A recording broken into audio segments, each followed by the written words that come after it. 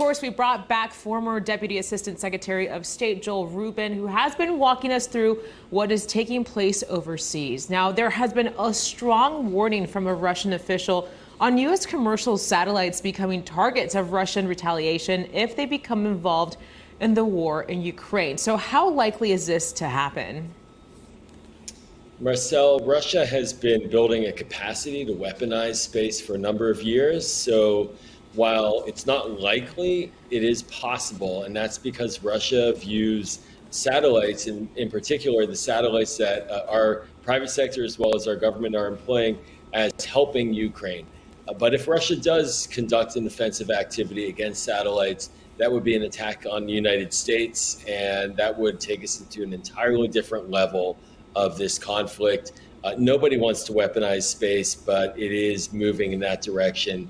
Hopefully Russia will reconsider, and this is just like many instances where it threatens that it's a bluff to try to keep us off balance. Yeah, you kind of touched on it there a little bit, Joel, but if there is a retaliation, what's an appropriate way for the U.S. to respond?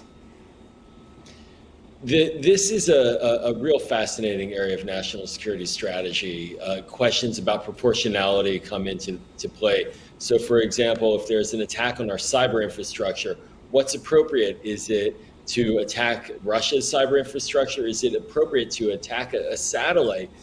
Do we want to get into that race to the bottom? And so I don't think that there's a public answer to that. These are all very much in the national security space, behind the scenes in classified settings. But you would see a response. We may actually, I should rephrase that, we may never see the response, in fact, but there would be a response, and it would likely be targeted at the actual components of Russia's military that were to have conducted such an activity, such an attack, to disable them, disrupt them, and destroy them.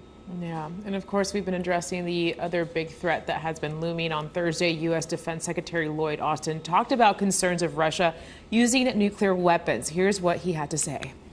We have not seen anything to indicate that Putin has made a decision to use a dirty bomb, nor have we seen any indications that the Ukrainians are planning such a thing. We've heard the threat left and right. Joel, your thoughts on this reaction? Secretary Austin's statement there is very interesting because what he's referring to is sort of a false flag operation that Russia is trying to promote to create a pretext saying that Ukraine may be using a dirty bomb, therefore Russia needs to drop a nuclear weapon. But the bottom line is this, is that the United States still does not see any movement by Russia to use any of its 6,000 nuclear weapons. That would be the trigger. We hear a lot of rhetoric. It's intended to extort and scare, and it does have that effect. But when it comes to military planning, the United States has tremendous tools to watch very closely every aspect of Russia's nuclear complex. And I have confidence that we don't see any movement there. If it were to go in that direction, we would likely see a significant global effort to try to stop Vladimir Putin from deploying those nuclear weapons. Another situation that took place on Thursday is the organization overseeing the export of grain from Ukraine also said that no vessels were actually approved to leave the country due to a suspicious mine-like object. That move halted departures from Ukraine until an inspection of that suspicious object was completed. So is this something that we should be concerned about happening over and over again, although a deal was made about these exports a while back? The deal, it was brokered, as you point out, was brokered by Turkey. And these kinds of diplomatic agreements matter. It matters to create confidence between the warring parties that they could actually come to some kind of endpoint in this fight. So as a symbol of what's going on in their fight, this is a negative symbol.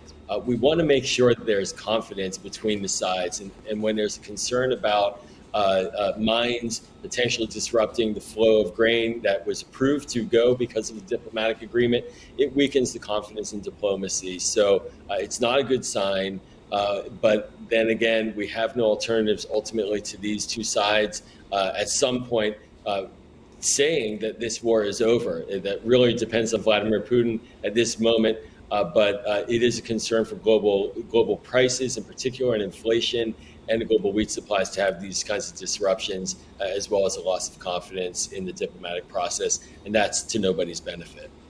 Final thoughts, Joel. On Thursday morning, we heard more damage to the city of Kyiv and Zaporizhia, while the south of Kherson was also targeted. At this point, what can be done to save these areas that are barely holding on?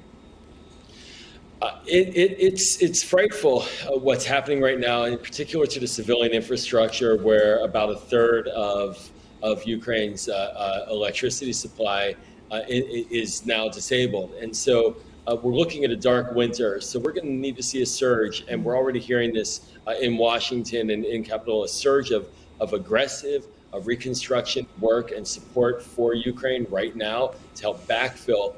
And to make it clear to the Russians that this is not acceptable. But in addition to that, there have been calls by Ukraine for more missile defense protection, for more essentially keeping the skies clean.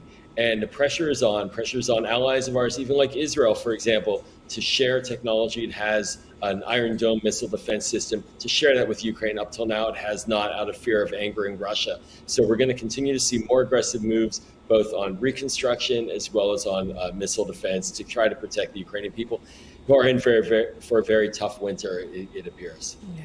Joel Rubin, again, thank you so much for breaking down what's going on overseas. We appreciate your time. Thanks, Marcel.